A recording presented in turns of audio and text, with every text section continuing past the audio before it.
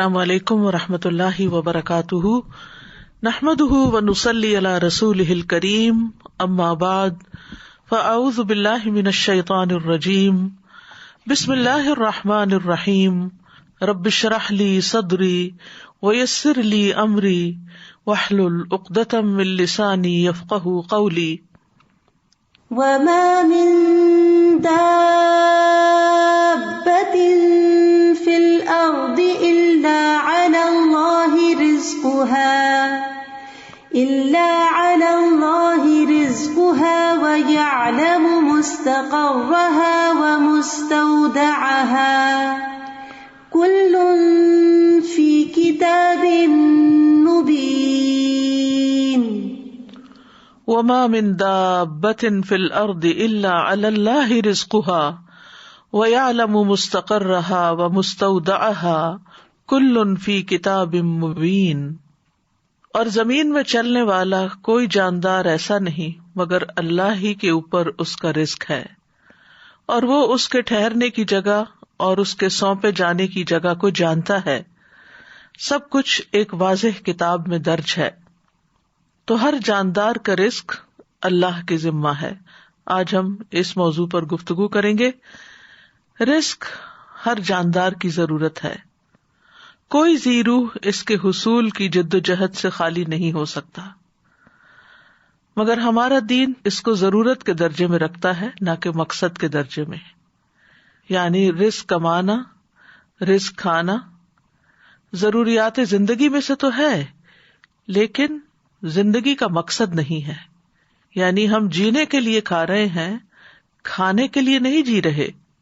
مومن کے پاس جو دولت آتی ہے وہ اسے اپنی ضروریات پر خرچ کرنے کے بعد دوسرے ضرورت مندوں پر بھی خرچ کرتا ہے، اپنی آخرت کی فکر کرتا ہے، نہ کہ اس دولت سے صرف اپنا معیار زندگی بلند کرتا چلا جائے۔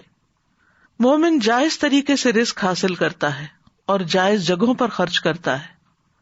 مومن اللہ کا رزق کھا کر اللہ ہی کو یاد کرتا ہے، اس کا شکر ادا کرتا ہے۔ لیکن یہ یاد رہے کہ دنیاوی رزق انسان کی مادی ضروریات کو پورا کرتا ہے، مگر اس کی روحانی ضروریات کے لیے جو رزق اللہ نے دے رکھا ہے اس کے لیے اللہ ہی کی طرف رجوع کرنا ہوتا ہے۔ لہذا بندہ مومن اپنا سارا وقت صرف مال کمانے میں ہی نہیں لگا دیتا، بلکہ اللہ کی عبادت کے لیے بھی وقت نکالتا ہے، اس عبادت کے طریقوں کو سیکھنے کے لیے، علم حاصل کرنے کے لیے بھی وقت نکالتا ہے، اور یوں وہ رزق کے معاملے میں قناعت اختیار کرتا ہے، اور یہی ذریعہ ہے اطمینان پانے کا، کیونکہ اسے یقین ہوتا ہے کہ ہر جاندار کا رزق اللہ کے ذمہ ہے۔ وما من دابۃ، اور نہیں کوئی بھی جاندار۔ دابہ دبیب سے ہے، ہر اس جاندار کو کہتے ہیں جو سطح زمین پر چلتا اور رینگتا ہے۔ تو روئے زمین پہ چلنے والا ہر جاندار یعنی ذی روح، خواہ انسان ہو یا حیوان ہو، خشکی کا جانور ہو یا پانی کا جانور ہو، اس کی خوراک اور اس کا رزق اللہ تعالی کے ذمہ ہے۔ اس پلانٹ پر جتنے بھی جاندار ہیں ان سب کو وہی کھلاتا پلاتا ہے، ان کی ساری ضروریات وہی پوری کرتا ہے۔ یعنی اس نے اپنی تمام مخلوقات کی رزق کی ذمہ داری لے رکھی ہے۔ بولنے والی مخلوق، بے زبان مخلوق، یاد رکھنے والی، غافل، سوال کرنے والی، خاموش رہنے والی، اطاعت گزار، فرما بردار اور نافرمان اور اس کا انکار کرنے والے، وہ سب کو ہی رزق دیتا ہے۔ زمین پہ بکھری ہوئی جتنی بھی مخلوق ہے، زمین میں بسیرا کرنے والی جتنی بھی مخلوق ہے، آسمان کے کناروں پہ محو پرواز جو بھی مخلوق ہے، سمندر کی گہرائیوں میں تیرنے والی جو بھی مخلوق ہے، ان سب کی تعداد کو بھی وہی جانتا ہے، ان کی اقسام اور ضروریات کو جانتا ہے، اور انہیں ہر لمحے رزق پہنچا رہا ہے۔ سورۃ العنکبوت آیت 60 میں اللہ تعالیٰ فرماتے ہیں وَكَأَيٍّ مِّن دَابَّةٍ لَا تَحْمِلُ رِزْقَهَا اللَّهُ يَرْزُقُهَا وَإِيَّاكُمْ وَهُوَ السَّمِيعُ الْعَلِيمُ۔ اور کتنے ہی چلنے والے جاندار ہیں جو اپنا رزق اٹھائے نہیں پھرتے، یعنی اپنی کمر پہ لاد کے نہیں پھر رہے، بلکہ ایک وقت کا کھاتے ہیں اور پھر اگلے وقت کے لیے پھر تلاش میں نکل پڑتے ہیں. اللہ انہیں رزق دیتا ہے اور تمہیں بھی، اور وہی سب کچھ سننے والا اور سب کچھ خوب جاننے والا ہے. پرندوں کو رزق دینے والا بھی اللہ ہے. عمر بن خطاب سے روایت ہے، کہتے ہیں کہ رسول اللہ صلی اللہ علیہ وسلم نے فرمایا، اگر تم اللہ پر اس طرح توکل کرو جس طرح حق ہے توکل کرنے کا، تو وہ تمہیں اسی طرح روزی دے جیسے وہ پرندوں کو دیتا ہے. صبح کو وہ بھوکے اٹھتے ہیں اور شام کو پیٹ بھرے ہوئے آتے ہیں، لیکن وہ سارا دن رزق تلاش کرتے ہیں، یعنی ان کے گھونسلے تک نہیں پہنچتا بلکہ وہ اس کے لیے کوشش اور محنت کرتے ہیں. جانوروں کے رزق کا بھی مالک اللہ ہے. اس سلسلے میں مسند احمد میں ایک روایت آتی ہے، ابو سعید خدری سے مروی ہے، وہ کہتے ہیں کہ ایک بھیڑیے نے ایک بکری پر حملہ کیا اور اس کو پکڑ کر لے گیا. چرواہے نے اس کا تعاقب کیا اور اس سے بکری چھین لی. وہ بھیڑیا اپنے دم کے بل بیٹھ کر کہنے لگا کہ تم اللہ سے نہیں ڈرتے کہ تم نے مجھ سے میرا رزق جو اللہ نے مجھے دیا تھا چھین لیا. وہ چرواہا کہنے لگا، تعجب ہے کہ ایک بھیڑیا اپنے دم پر بیٹھ کر مجھ سے انسانوں کی طرح بات کر رہا ہے. تو وہ بھیڑیا کہنے لگا، میں تمہیں اس سے زیادہ تعجب کی بات نہ بتاؤں؟ محمد صلی اللہ علیہ وسلم یثرب میں لوگوں کو ماضی کی خبریں بتا رہے ہیں. جب وہ چرواہا اپنی بکریوں کو ہانکتا ہوا مدینہ پہنچا تو اپنی بکریوں کو کسی گوشے میں جمع کیا اور رسول اللہ صلی اللہ علیہ وسلم کی خدمت میں حاضر ہوا اور سارا واقعہ سنایا. رسول اللہ صلی اللہ علیہ وسلم کے حکم پر الصلاۃ جامعۃ کی منادی کر دی گئی، اور یہ اس وقت ہوتا تھا جب آپ سب لوگوں کو نماز کے وقت کے علاوہ اکٹھا کرنا چاہتے تھے. پھر آپ اپنے گھر سے نکلے اور چرواہے سے فرمایا کہ لوگوں کے سامنے اپنا واقعہ بیان کرو. اس نے لوگوں کے سامنے سارا واقعہ بیان کر دیا. رسول اللہ صلی اللہ علیہ وسلم نے فرمایا، اس نے سچ کہا. تو یہاں پر اللہ سبحانہ تعالیٰ بندوں کو تسلی دے رہے ہیں کہ رزق کے معاملے میں زیادہ پریشان نہ ہو، کیونکہ سب کا رازق اللہ ہی ہے، وہی سب کو رزق فراہم کرتا ہے. یہ اللہ کا وعدہ ہے اور اس کی ایک سچی ضمانت ہے، اس کا فضل اور مہربانی ہے. حالانکہ اللہ کے ذمے کچھ بھی واجب نہیں ہے، لیکن اگر اللہ نے یہ وعدہ کر رکھا ہے تو پھر یہ ضرور پورا ہو کر رہے گا، کیونکہ اللہ وعدے کی خلاف ورزی نہیں کرتا. شیطان انسانوں سے فقر کا وعدہ کرتا ہے جبکہ اللہ فضل کا وعدہ کرتا ہے. سورۃ البقرہ میں آتا ہے، الشیطان یعدکم الفقر ویأمرکم بالفحشاء واللہ یعدکم مغفرۃ منہ وفضلا واللہ واسع علیم. شیطان تمہیں فقر کا ڈراوا دیتا ہے اور تمہیں شرمناک بخل کا حکم دیتا ہے، اور اللہ تمہیں اپنی طرف سے بڑی بخشش اور فضل کا وعدہ دیتا ہے، اور اللہ وسعت والا سب کچھ جاننے والا ہے. ابن عباس کہتے ہیں کہ 2 چیزیں اللہ کی طرف سے ہیں، 2 شیطان کی طرف سے ہیں. شیطان تم سے محتاجی کا وعدہ کرتا ہے اور کہتا ہے اپنا مال خرچ نہ کرو، اسے اپنے ہی پاس روک کر رکھو کیونکہ تمہیں آئندہ اس کی ضرورت ہوگی، اور وہ تمہیں بے حیائی کا حکم بھی دیتا ہے. اور اللہ تم سے وعدہ کرتا ہے کہ وہ ان نافرمانیوں پر تمہیں معاف کر دے گا اور رزق میں اضافہ کر دے گا. اور جہاں تک لفظ رزق کا تعلق ہے تو ابن منظور لسان العرب میں کہتے ہیں، رزق سے مراد ہر وہ چیز ہے جس کے ساتھ ہر زندہ مخلوق کی زندگی قائم ہوتی ہے، خواہ وہ چیز مانوی ہو یا مادی ہو.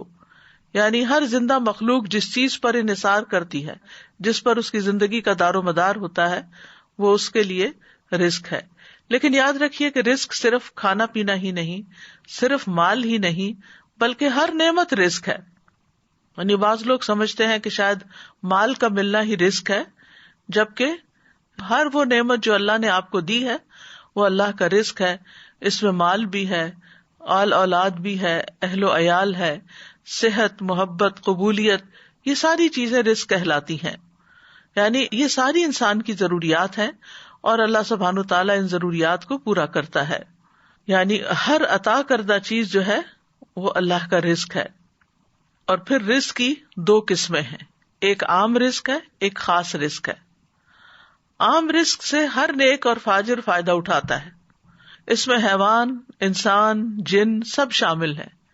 یہ جسموں کا رزق ہے اور یہ رزق اللہ نے تقسیم کیا ہے اور اللہ نے ان میں سے ہر ایک کو رزق دینے کا ذمہ لیا ہے. دوسرا خاص رزق ہے، اور یہ رزق کی دوسری قسم اللہ اپنے انبیاء اور اپنے رسولوں کے ہاتھوں پر اپنے بندوں میں سے جسے چاہتا ہے یہ رزق عطا کرتا ہے، اور یہ ایمان اور توحید کا رزق ہے. یہ تو اللہ تعالیٰ اس کو عطا کرتا ہے جو اس کا حقدار ہو اور جو اللہ کا شکر گزار ہو. لیکن بہرحال اللہ بہت فضل والا، بہت زیادہ احسان کرنے والا ہے، اور رزق اس کو دیتا ہے جو اس کے اسباب کو اختیار کرتا ہے. اور سب سے عظیم اور بہترین رزق جنت ہے، جو سب سے بہتر، سب سے مکمل، سب سے افضل، سب سے عزت والا رزق اور سب سے بلند اور سب سے زیادہ قائم رہنے والا وہ رزق جو اللہ اپنے بندوں کو دے گا، وہ جو کبھی نہ ختم ہوگا، اور یہ مومنوں کے ساتھ خاص ہے. وَمَن يُؤْمِن بِاللَّهِ وَيَعْمَلْ صَالِحًا يُدْخِلْهُ جَنَّاتٍ تَجْرِي مِن تَحْتِهَا الْأَنْهَارُ خالدین فیہا ابدا قد احسن اللہ لہ رزقا. اور جو اللہ پر ایمان لائے اور نیک عمل کرے وہ اسے ایسے باغوں میں داخل کرے گا جن کے نیچے سے نہریں بہتی ہیں، ان میں ہمیشہ رہنے والے ہیں، ہمیشہ ہمیشہ. بلا شبہ اللہ نے اس کے لیے اچھا رزق بنایا ہے. تو فرمایا وما من دابۃ الا علی اللہ رزقها وَيَعْلَمُ مُسْتَقَرَّهَا وَمُسْتَوْدَعَهَا، اور وہ اس کا ٹھکانہ اور اس کے سونپے جانے کی جگہ کو بھی جانتا ہے. مستقر سے مراد وہ جگہ ہے جس کی طرف ہر کوئی چیز جگہ پکڑتی ہے، اور رات اور دن بھی اسی میں ٹھہرتے ہیں. اور مستودع یہ وہ جگہ ہے جس میں کوئی چیز دفن کی جاتی ہے جب موت آتی ہے. تو گویا مستقر ہوا دنیا کا ٹھکانہ اور مستودع ہوا مرنے کے بعد کا ٹھکانہ یعنی قبر. اور لیکن ابن عباس کہتے ہیں کہ مستقر سے مراد یا تو جنت ہے یا جہنم، یعنی اللہ سبحانہ وتعالیٰ کو پہلے سے ہی پتا ہے کہ کون لوگ جنت میں جائیں گے اور کون کون جہنم میں جائیں گے، کیونکہ قرآن مجید میں آتا ہے جنت کے بارے میں حسنت مستقرم و مقاما، کہ کتنی اچھی ٹھہرنے کی جگہ ہے. تو گویا اس طرح پھر اللہ تعالیٰ ہر جاندار کی موجودہ زندگی کے حالات بھی جانتا ہے اور موت کے بعد کے بھی حالات جانتا ہے. اللہ تعالیٰ وہ تمام جگہیں جانتا ہے جہاں انسان نے کچھ مدت کے لیے ٹھہرنا ہے، خواہ وہ باپ کی پشت ہو یا ماں کا رحم ہو یا زمین کا کوئی حصہ ہو جہاں اس نے زندگی گزارنی ہے. اور اللہ تعالیٰ وہ جگہ بھی جانتا ہے جن کے سپرد انسان مرنے کے بعد ہوتا ہے، خواہ وہ زمین میں کھودی ہوئی جگہ ہو یا کسی جانور کا پیٹ ہو یا جو بھی جگہ اللہ نے قیامت تک اس کے سپرد ہونے کے لیے لکھی ہے، وہ سب کچھ اس کے لیے قبر ہی ہے. تو خلاصہ یہی ہے کہ اللہ تعالیٰ ہمارے دنیا کے حالات کو بھی جانتا ہے اور موت کے بعد کے حالات کو بھی. اللہ کا علم کامل ہے، وہ بحر و بر کی ایک ایک چیز کا علم رکھنے والا ہے. سورۃ الانعام میں فرمایا وَعِندَهُ مَفَاتِحُ الْغَيْبِ لَا يَعْلَمُهَا إِلَّا هُوَ وَيَعْلَمُ مَا فِي الْبَرِّ وَالْبَحْرِ وَمَا تَسْقُطُ مِنْ وَرَقَةٍ إِلَّا يَعْلَمُهَا وَلَا حَبَّةٍ فِي ظُلُمَاتِ الْأَرْضِ وَلَا رَطْبٍ وَلَا يَابِسٍ إِلَّا فِي كِتَابٍ مُبِينٍ. اور اسی کے پاس غیب کی چابیاں ہیں، انہیں اس کے سوا کوئی نہیں جانتا، اور وہ جانتا ہے جو کچھ خشکی اور سمندر میں ہے، اور کوئی پتا نہیں گرتا مگر وہ اسے جانتا ہے، اور زمین کے اندھیروں میں کوئی دانہ نہیں، اور نہ کوئی تر چیز ہے نہ خشک مگر وہ ایک واضح کتاب میں ہے. کوئی چیز جو ذرے برابر بھی ہو اس کے علم سے باہر نہیں. سورۃ یونس میں آتا ہے وَمَا يَعْزُبُ عَنْ رَبِّكَ مِن مِّثْقَالِ ذَرَّةٍ فِي الْأَرْضِ وَلَا فِي السَّمَاءِ وَلَا أَصْغَرَ مِن ذَلِكَ وَلَا أَكْبَرَ إِلَّا فِي كِتَابٍ مُبِينٍ. اور تیرے رب سے کوئی ذرہ برابر چیز بھی نہ زمین میں غائب ہو سکتی ہے اور نہ آسمان میں، اور نہ اس سے کوئی چھوٹی چیز یعنی ذرے سے چھوٹی چیز، اور نہ کوئی بڑی چیز مگر ایک واضح کتاب میں موجود ہے. کل فی کتاب مبین، ہر چیز لوح محفوظ میں لکھی ہوئی ہے، واضح کتاب میں لکھی ہوئی ہے. اور جو کچھ بھی ہوتا ہے، جو بھی حادثے زمین یا آسمان میں ہوتے ہیں، ان سب کا علم اللہ کے پاس ہے، اور وہ علم لکھا ہوا بھی ہے، یعنی اس نے ہر چیز کی تقدیر لکھ دی ہے، ہر چیز پر اس کی مشیت نافذ ہے، اور ہر ایک کے لیے اس کا رزق وسیع ہے. پھر اسی طرح آسمان اور زمین کی ہر خبر لکھی جا چکی ہے. الم تعلم ان اللہ یعلم ما فی السماء والارض ان ذلک فی کتاب ان ذلک علی اللہ یسیر. کیا تم نہیں جانتے کہ اللہ وہ سب کچھ جانتا ہے جو آسمان اور زمین میں ہے، بلا شبہ یہ سب کچھ ایک کتاب یعنی لوح محفوظ میں درج ہے، اور اللہ کے لیے یہ بات بالکل آسان ہے۔ آسمان و زمین کی تخلیق سے 50,000 سال پہلے اللہ نے ایک کتاب میں سب کچھ لکھ دیا۔ تو اس آیت سے یہ پتہ چلتا ہے کہ اللہ ہی دراصل رازق ہے، رزق کا مکمل اختیار اللہ کے پاس ہے۔ سورۃ فاطر میں آتا ہے، یا ایھا الناس اذکروا نعمت اللہ علیکم هل من خالق غیر اللہ یرزقکم من السماء والارض لا الہ الا هو فانا تؤفکون۔ لوگو اپنے آپ پر اللہ کے احسان کو یاد رکھو، کیا اللہ کے سوا کوئی اور خالق ہے جو تمہیں آسمانوں اور زمین سے رزق دے؟ یاد رکھو اس کے سوا کوئی الہ نہیں، پھر تم کہاں سے دھوکا کھا جاتے ہو۔ تو الہ ہی میں یہ بات بھی شامل ہے کہ وہ ڈیٹی ہے، سب کا رازق ہے، سب مخلوقات کو پال رہا ہے، اور اگر رازق وہ ہے تو پھر عبادت بھی اسی کی ہونی چاہیے۔ وہ رزق کو بڑھاتا بھی ہے اور گھٹاتا بھی ہے، یہ بھی یاد رکھیے۔ یعنی انسان کا رزق ہمیشہ ایک جیسا نہیں رہتا، اگر آج کسی کے پاس کم ہے تو کل زیادہ بھی ہو سکتا ہے، اور اگر آج کسی کے پاس زیادہ ہے تو کل کم بھی ہو سکتا ہے۔ اللہ یبسط الرزق لمن یشاء ویقدر وفرحوا بالحیاۃ الدنیا وما الحیاۃ الدنیا فی الآخرۃ الا متاع۔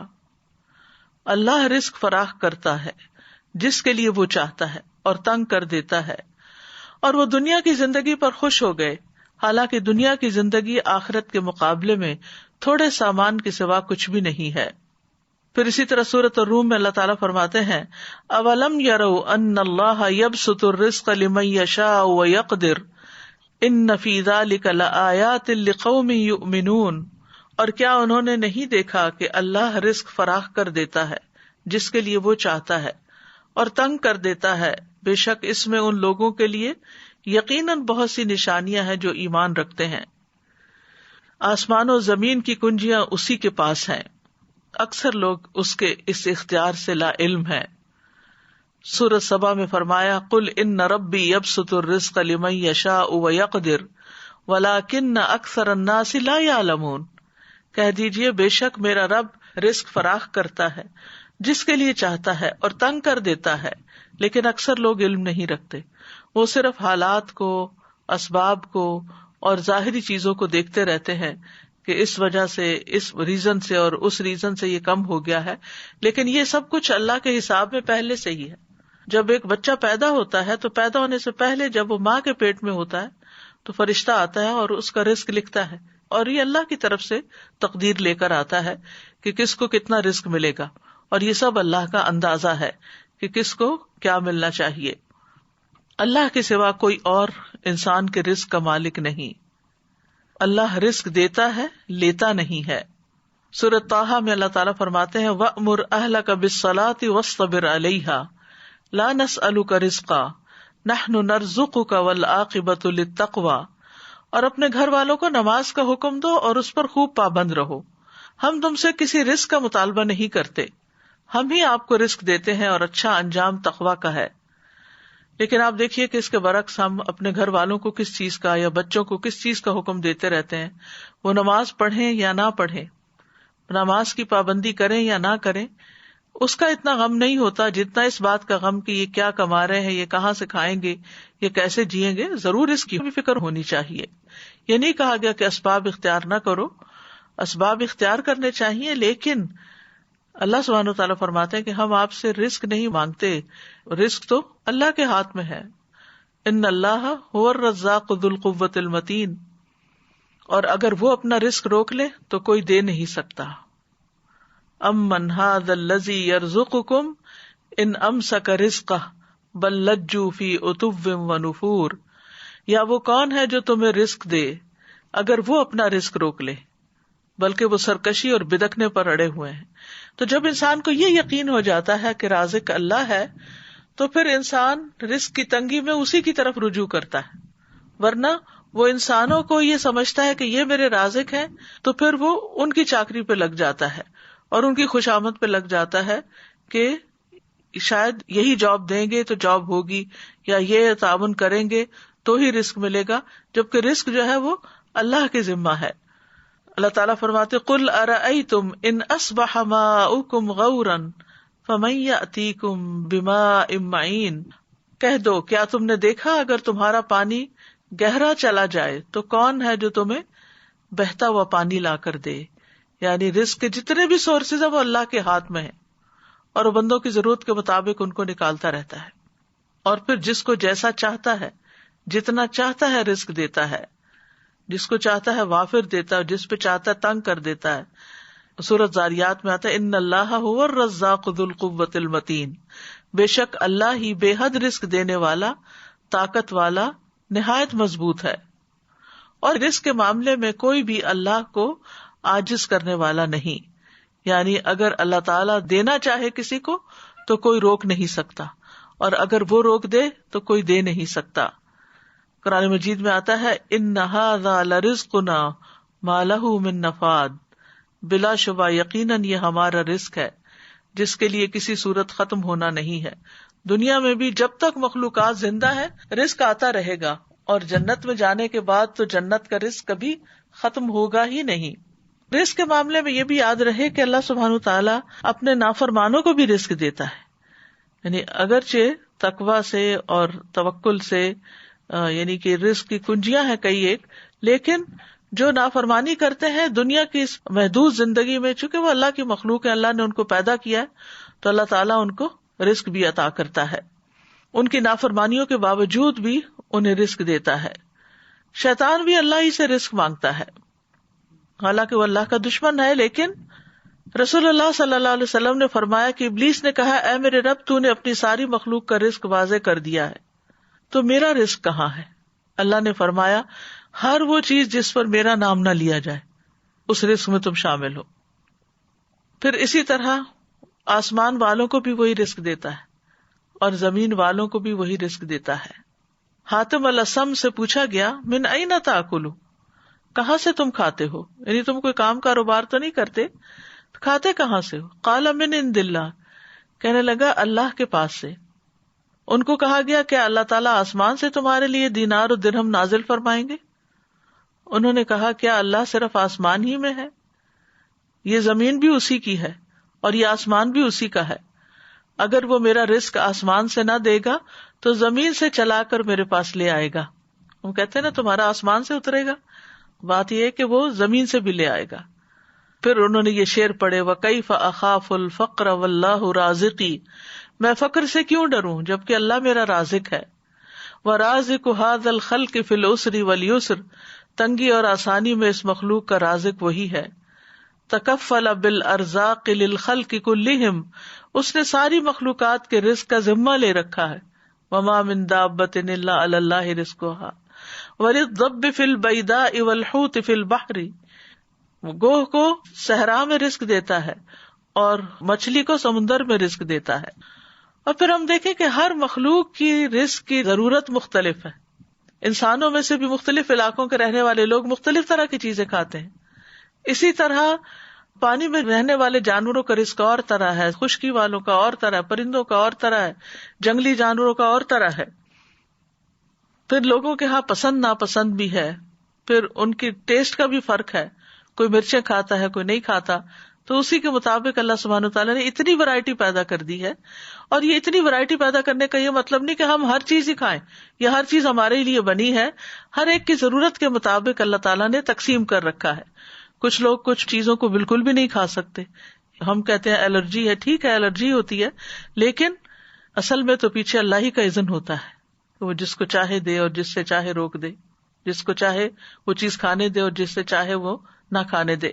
اور پھر اللہ وہاں سے رزق دیتا ہے جہاں سے بندہ گمان بھی نہیں کر سکتا.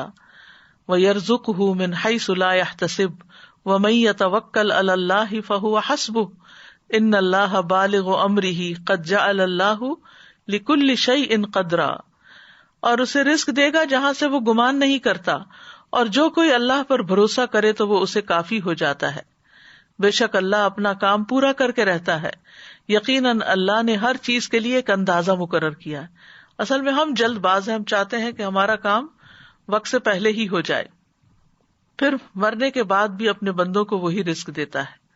خاص طور پر شہید جو ہیں ان کو مرنے کے بعد بھی رزق ملتا ہے.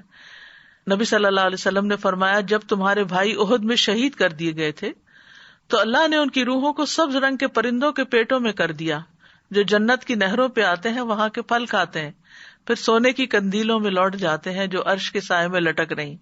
یعنی ان کی روحوں کو اتنے اعلیٰ مقام پہ اللہ نے رکھا ہے. جب انہوں نے وہاں کے کھانے پینے اور آرام اور راحت کے مزے دیکھے تو کہا کون ہے جو ہمارا یہ پیغام ہمارے بھائیوں تک پہنچا دے کہ ہم جنت میں زندہ ہیں, ہمیں رزق دیا جاتا ہے تاکہ وہ جہاد سے بے رغبت نہ ہو جائیں اور لڑائی میں بزدلی نہ دکھائیں. اللہ سبحانہ تعالیٰ نے فرمایا میں تمہارا یہ پیغام ان تک پہنچا دوں گا. چنانچہ اللہ نے یہ آیت نازل کی وَلَا تَحْسَبَنَّ الَّذِينَ قُتِلُوا فِي سَبِيلِ اللَّهِ أَمْوَاتًا بَلْ أَحْيَاءٌ عِندَ رَبِّهِمْ يُرْزَقُونَ. وہ لوگ جو اللہ کی راہ میں قتل ہوئے ان کے بارے میں یہ ہرگز خیال نہ کیجیے کہ وہ مردہ ہیں, بلکہ وہ زندہ ہیں, اپنے رب کے پاس رزق دیے جاتے ہیں. اور پھر ایک اور جگہ پر بھی اللہ تعالیٰ نے ایسے لوگوں کے لیے رزقا حسنا کی خوشخبری دی. والذین ہاجروا فی سبیل اللہ ثم قتلوا او ماتوا لیرزقنہم اللہ رزقا حسنا وان اللہ لہو خیر الرازقین.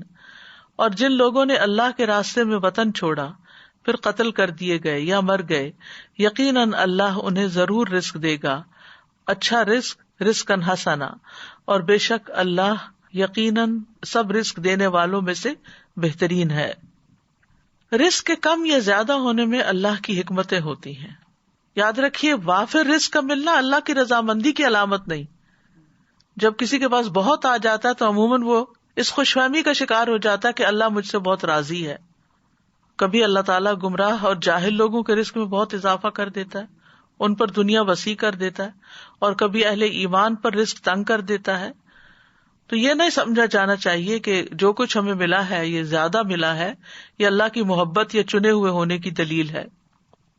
اللہ دنیا اس کو بھی دیتا ہے جس سے وہ محبت کرتا ہے, اور اس کو بھی دیتا ہے جس سے وہ محبت نہیں کرتا, مگر ایمان صرف اس کو عطا کرتا ہے جس سے وہ محبت کرتا ہے.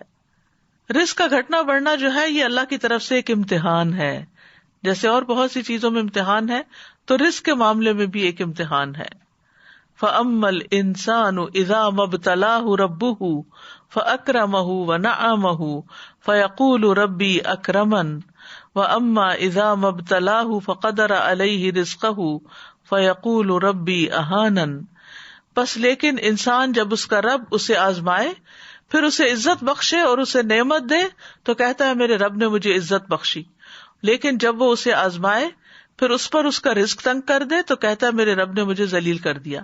تو اللہ سبحانہ تعالیٰ کے اس فرمان سے بالکل واضح ہو رہا ہے کہ یہ رزق کا دیا جانا اور رزق کا لیا جانا دونوں ہی امتحان ہے. پھر یہ ہے کہ کبھی رزق کی کمی خیر کا باعث بھی ہوتی ہے اور کبھی وافر رزق خیر کا باعث ہوتا ہے, کیونکہ رزق کا وافر ہونا بہرحال آزمائش تو ہے, لیکن نیک انسان کے لیے اچھا مال خوش قسمتی کی علامت ہے, کیونکہ وہ اسے اچھے کاموں میں صرف کرتا ہے اور اس سے اس کے درجات اور بلند ہوتے ہیں. مومن ایسا نہیں ہوتا کہ جب اس کو زیادہ مال ملے تو وہ صرف اپنا معیار زندگی بڑھانے کی فکر کرے, بلکہ وہ ضرورت کے بعد دوسروں کا خیال رکھتا ہے. بعض اوقات رزق کا وافر ہونا سرکشی کا باعث بھی بن جاتا ہے, اس لیے اللہ سبحانہ تعالیٰ ایک حد کے اندر ہی سب کو رزق دیتا ہے. وَلَوْ بَسَطَ اللَّهُ الرِّزْقَ لِعِبَادِهِ لَبَغَوْا فِي الْأَرْضِ وَلَكِنْ يُنَزِّلُ بِقَدَرٍ مَّا يَشَاءُ إِنَّهُ بِعِبَادِهِ خَبِيرٌ بَصِيرٌ. اور اگر اللہ اپنے بندوں کے لیے رزق فراخ کر دیتا تو یقیناً وہ زمین میں سرکش ہو جاتے, لیکن وہ ایک اندازے کے ساتھ اتارتا ہے جتنا وہ چاہتا ہے, یقیناً وہ اپنے بندوں سے خوب باخبر, خوب دیکھنے والا ہے. تو فرما برداروں کے لیے وافر رزق جو ہے وہ بہترین چیز ہے. سلیمان علیہ السلام کو اللہ سبحانہ تعالیٰ نے ایسی حکومت عطا کی تھی کہ جو کسی کو عطا نہیں ہوئی. اللہ نے ان کے لیے ہواؤں کو تابع کر دیا, جہاں ان کو جانا ہوتا وہ ان کے حکم پر نرمی کے ساتھ چلتی. شیاطین ان کے لیے مسخر کر دیے جو سب معمار اور غوطہ زن تھے, اور کچھ دوسرے زنجیروں میں جکڑے ہوئے تھے. تو اللہ تعالیٰ فرماتے ہیں ھذا عطاؤنا, یہ ہماری عطا ہے. فمنن او امسک بغیر حساب اب کسی پہ احسان کرو یا اپنے پاس رکھو، کوئی حساب بھی نہیں. پھر اسی طرح ایوب علیہ السلام جب وہ بیماری سے صحت یاب ہوئے اور غسل فرما رہے تھے کہ سونے کی ٹڈیاں آپ پر گرنے لگی. ایوب علیہ السلام انہیں اپنے کپڑے میں سمیٹنے لگے. اتنے میں ان کے رب نے انہیں پکارا، اے ایوب، کیا میں نے تمہیں اس چیز سے بے نیاز نہیں کر دیا جسے تم دیکھ رہے ہو؟ یعنی تمہارے اندر تو اس چیز کی خواہش نہیں ہے. ایوب علیہ السلام نے جواب دیا، جی ہاں، تیری بزرگی کی قسم، لیکن تیری برکت سے میرے لیے بے نیازی کیسے ممکن ہے؟ یعنی میں یہ برکت کے طور پر ان کو اکٹھا کر رہا ہوں، مال کی لالچ میں نہیں. کیونکہ وہ تو اللہ تعالیٰ نے گواہی دی کہ اللہ نے ان کو اس سے بے نیاز کر دیا تھا. اتنا عرصہ جب ان کی ہر چیز تباہ ہو گئی تو انہوں نے ایک دفعہ بھی شکوہ نہیں کیا. تو اللہ سبحانہ تعالیٰ کبھی بندوں کو دے کے آزماتا ہے اور کبھی ان سے لے کے آزماتا ہے.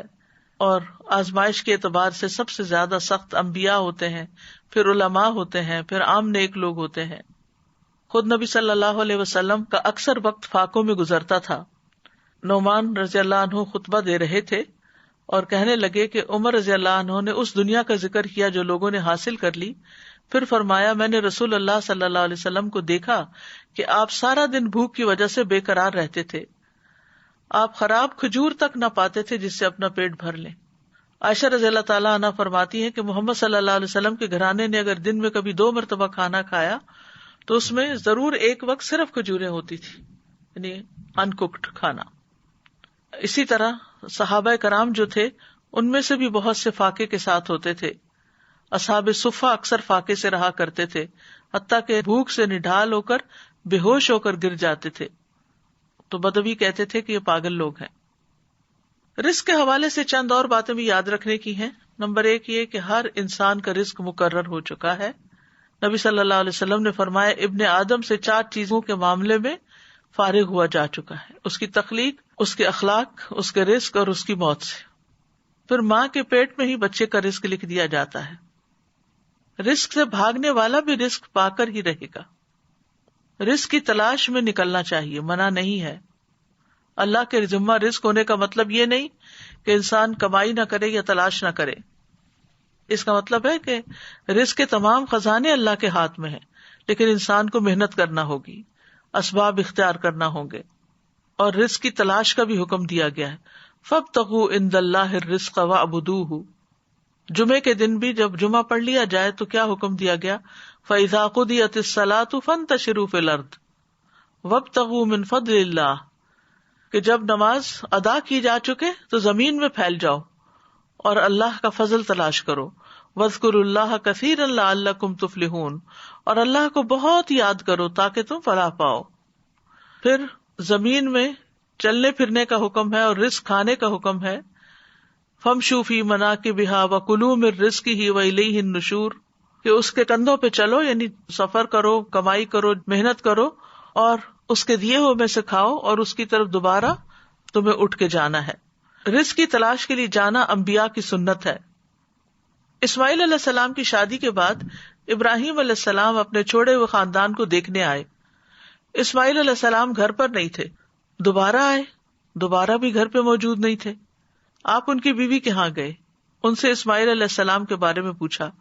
انہوں نے بتایا کہ ہمارے لیے روزی تلاش کرنے گئے ہیں. پھر اسی طرح صحابہ کی صفت قرآن میں بتائے گی، وَآخَرُونَ يَضْرِبُونَ فِي الْأَرْضِ يَبْتَغُونَ مِن فَضْلِ اللَّهِ. اور کچھ دوسرے زمین میں سفر کریں گے، اللہ کا فضل تلاش کریں گے. پھر اسی طرح رزق کی تلاش میں اعتدال سے کام لینا چاہیے، یعنی سارا وقت اس میں نہیں لگانا چاہیے، کیونکہ ہر ایک کو وہ ملے گا جو اس کے لیے لکھ دیا گیا ہے. یاد رکھیے، رزق کے لیے محنت کرنے، کمانے کے علاوہ کچھ اور چیزیں بھی ہیں کہ جو انسان کے رزق کو بڑھاتی ہیں، جس میں نمبر 1 ایمان اور تقوی اختیار کرنا. وَمَن يَتَّقِ اللَّهَ يَجْعَل لَّهُ مَخْرَجًا وَيَرْزُقْهُ مِنْ حَيْثُ لَا يَحْتَسِبُ. جو اللہ کا تقوی اختیار کرے گا، اللہ اس کے لیے مشکلات سے نکلنے کا راستہ بنا دے گا. اللہ اس کو وہاں سے رزق دے گا جہاں سے وہ گمان بھی نہیں رکھتا. پھر اسی طرح ایمان اور عمل صالح کرنے والے سے اللہ کا وعدہ ہے کہ وہ اس کو رزق عطا کرے گا. ابن عباس سے اس آیت کا مطلب پوچھا گیا، من عمل صالحا من ذکر او انثى وهو مؤمن فلنحيينه حیاتا طیبہ. جو بھی نیک عمل کرے، مرد ہو یا عورت ہو اور وہ مومن ہو، تو یقیناً ہم اسے ضرور زندگی بخشیں گے، پاکیزہ زندگی، اور یقیناً ہم انہیں ان کا اجر ضرور بدلے میں دیں گے. تو انہوں نے کہا حیات طیبہ سے مراد حلال رزق ہے، کہ ایسے لوگوں کو اللہ تعالیٰ حلال رزق عطا کرے گا. پھر یہ ہے کہ رزق کمانے کے ساتھ ساتھ عبادت کے لیے وقت نکالنا چاہیے، ورنہ فرمایا ابن آدم مجھ سے دور نہ ہو ورنہ میں تیرے دل کو فقر سے اور تیرے ہاتھ کو شغل سے بھر دوں گا. یعنی کام کبھی ختم نہیں ہوگے، عبادت کے لیے بھی وقت نکالو. پھر فرائض کی ادائیگی، پھر اللہ کی اطاعت کرنا. حدیث میں آتا ہے رزق کی تلاش میں میانہ روی اختیار کرو، کہیں ایسا نہ ہو کہ رزق کا مؤخر ہونا تمہیں اس بات پر رکسا دے کہ تم اللہ کی نافرمانیاں کر کے اس کی تلاش میں پڑ جاؤ. یاد رکھو جو کچھ اللہ کے پاس ہے وہ اس کی اطاعت کر کے ہی حاصل کیا جا سکتا ہے. یعنی صرف دنیا کی طرف ہی توجہ نہ ہو بلکہ اللہ کی اطاعت کو بھی نہ بھولو. یاد رکھیں شروع میں ہم نے کہا تھا نا کہ رزق سے مراد صرف کھانا پینا ہی نہیں ہے بلکہ باقی چیزیں بھی ہیں. پھر اسی طرح نیکی کے کام کرنا، شکر گزار بننا نعمتوں کو بڑھا دیتا ہے. لئن شکرتم لازیدنکم، اگر تم شکر ادا کرو گے تو میں تم کو اور ضرور زیادہ دوں گا. پھر توبہ استغفار کرنا، اس سے رزق میں اضافہ ہوتا ہے. تسبیحات سے رزق ملتا ہے. اللہ کے نبی نوح علیہ السلام کی وفات کا وقت جب قریب آیا تو انہوں نے اپنے بیٹے سے فرمایا سبحان اللہ و بحمدہ کا ورد کرتے رہنا، یہ ہر چیز کی نماز ہے اور اسی کے ذریعے مخلوق کو رزق ملتا ہے. پھر پے در پے حج اور عمرہ کرنا، صلہ رحمی کرنا، رشتہ داروں کو دینا. فرمایا جس شخص کو پسند ہو کہ اس کے رزق میں وسعت ہو یا اس کی عمر دراز ہو تو اسے چاہیے کہ وہ صلہ رحمی کرے. دوسروں پر خرچ کرنے سے رزق میں اضافہ ہوتا ہے. رسول اللہ صلی اللہ علیہ وسلم نے فرمایا کہ اللہ عز و جل فرماتا ہے اے ابن آدم خرچ کرو میں تجھ پر خرچ کروں گا. پھر اسی طرح کمزور لوگوں کا خیال رکھنے کی بدولت رزق ملتا ہے. آپ صلی اللہ علیہ وسلم نے فرمایا میرے لیے ضعیف اور کمزور لوگوں کو تلاش کرو کیونکہ تم لوگ اپنے کمزور لوگوں کے ذریعے ہی رزق دیے جاتے اور مدد کیے جاتے ہو. پھر اسی طرح طالب علموں پر خرچ کرنا. انس بن مالک کہتے ہیں کہ نبی صلی اللہ علیہ وسلم کے زمانے میں 2 بھائی تھے جن میں سے ایک تو نبی صلی اللہ علیہ وسلم کی خدمت میں آیا کرتا تھا اور دوسرا بھائی کمائی کرنے جاتا. چنانچہ کمانے والے نے دوسرے بھائی کے بارے میں آپ صلی اللہ علیہ وسلم سے شکایت کی. آپ نے فرمایا کہ شاید تم اسی کی وجہ سے رزق دیے جاتے ہو، یعنی تمہیں جو مل رہا ہے اس لیے مل رہا ہے کہ تم آگے اس پر اپنے بھائی پر خرچ کرتے ہو. اسی طرح رزق بڑھانے کے اسباب میں سے صبح کام کرنا، پھر خرید و فروخت میں سچ بولنا. 3 لوگوں کا رزق اللہ کے ذمہ ہے، یعنی کہ اللہ تعالیٰ ضامن ہے اگر وہ زندہ ہے تو ان کو رزق دے اور ان کو کافی دے دے اور مر جائے تو جنت میں داخل کرے. وہ کون لوگ ہیں؟ وہ شخص جس نے اپنے گھر میں داخل ہو کر سلام کیا، جس نے اپنے گھر داخل ہو کر سلام کیا تو اللہ اس کا ضامن ہے. اور وہ شخص جو مسجد کی طرف نکلا اللہ اس کا بھی ضامن ہے. اور وہ شخص جو جہاد میں گیا اللہ اس کا بھی ضامن ہے. اسی طرح 4 چیزیں رزق لاتی ہیں: رات کا قیام، سحری کے وقت کثرت سے استغفار کرنا، صدقہ کرتے رہنا، دن کے پہلے اور آخری حصے میں اللہ کا ذکر کرنا. پھر اسی طرح کچھ چیزیں رزق سے محروم بھی کر دیتی ہیں: تقوی چھوڑ دینا، نافرمانیاں کرنا. حسن بصری کہتے ہیں اللہ کی قسم بادل میں تمہارے لیے رزق ہے لیکن تم اپنی غلطیوں اور اعمال کی وجہ سے اس سے محروم کر دیے جاتے ہو. پھر یہ کہ ناشکری رزق کی بربادی کا سبب بنتی ہے. مثلاً ناشکری کیا ہے؟ آپ کھانا دیکھیں کیا پکا ہوا ہے، اوہ، جیسے عام طور پر بچے کرتے ہیں، تو یہ ناشکری ہے. ان کو بھی سمجھانا چاہیے کہ یہ شکر گزاری کے خلاف ہے.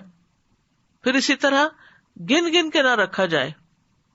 حضرت اسماء بنت ابی بکر کہتی ہیں کہ رسول اللہ صلی اللہ علیہ وسلم ایک مرتبہ میرے پاس سے گزرے، اس وقت میں کچھ گن رہی تھی اور اسے ناپ رہی تھی.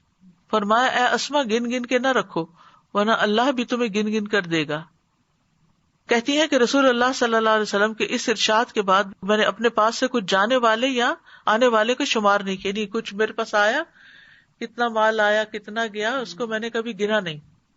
آنے والے روپے پیسے کو مراد ہے. اور جب بھی میرے پاس اللہ کا کوئی رزق ختم ہوا اللہ عز و جل نے مجھے اس کا بہتر بدل عطا کر دیا. جو خرچ نہ کرے اس کا مال تلف ہوتا ہے.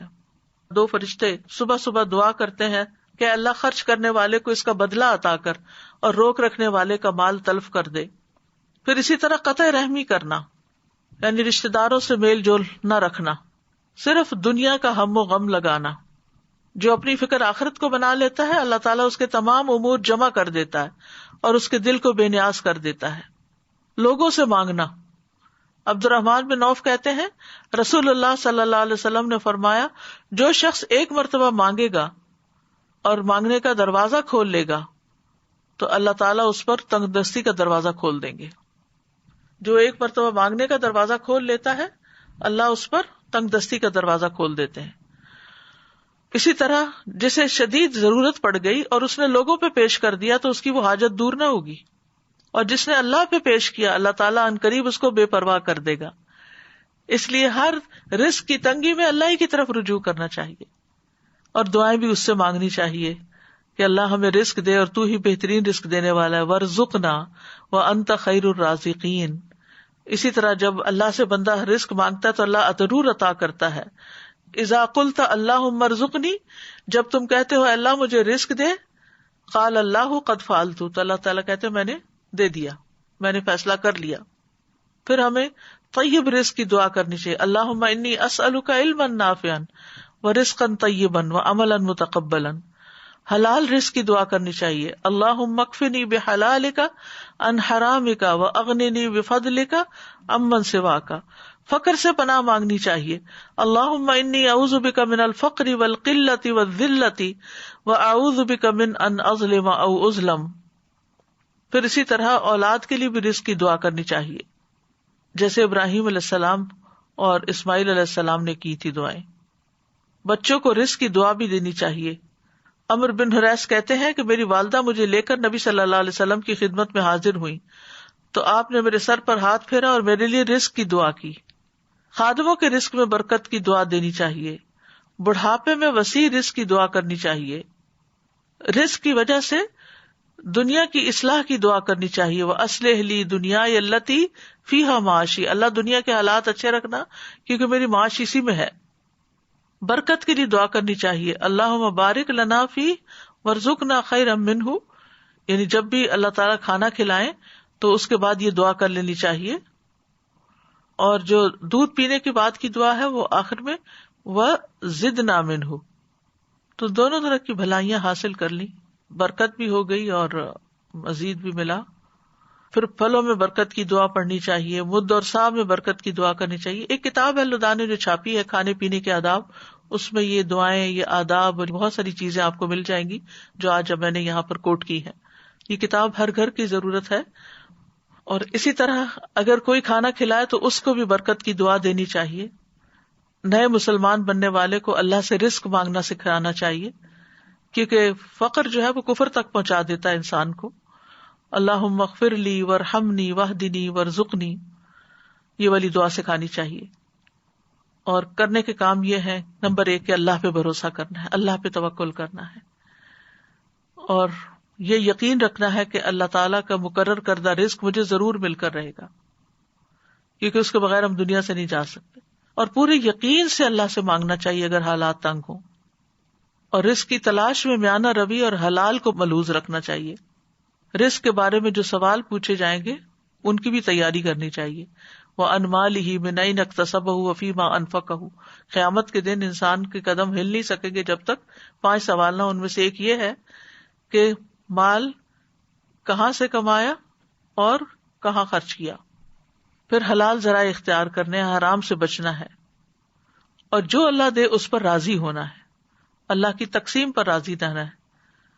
بندے سے اللہ بھی راضی ہو جاتا ہے. یعنی اگر ہم اللہ سے راضی ہوں گے، رضی اللہ عنہم ورضوا عنہ. پھر اللہ کے رزق پر قناعت کرنی چاہیے. رزق پا کر اسراف سے بچنا چاہیے. کلوا واشربوا ولا تسرفوا انہ لا يحب المسرفین. اور جتنا زیادہ رزق ملے اتنا ہی اللہ کے راستے میں زیادہ خرچ کر کے اپنی آخرت بنانی چاہیے، کیونکہ دنیا میں جو کچھ کمایا وہ تو پیچھے رہ جائے گا. یہاں کینیڈا میں جو لوگ سن رہے ہیں، یہ کتاب جو ہے کھانے پینے کے آداب آپ آن لائن آرڈر کر سکتے ہیں اور کل کے ٹاپک سے متعلق کتاب قرآن مجید کے آداب اور فضائل جو ہیں وہ بھی آپ آن لائن آرڈر کر سکتے ہیں. اللہ سبحانہ وتعالی ہم سب کو رزق حلال عطا فرمائے اور کبھی کسی کا محتاج نہ کرے. وآخر دعوانا ان الحمد للہ رب العالمین. سبحانک اللہم وبحمدک اشہد ان لا الہ الا انت استغفرک واتوب الیک. السلام علیکم ورحمۃ اللہ وبرکاتہ.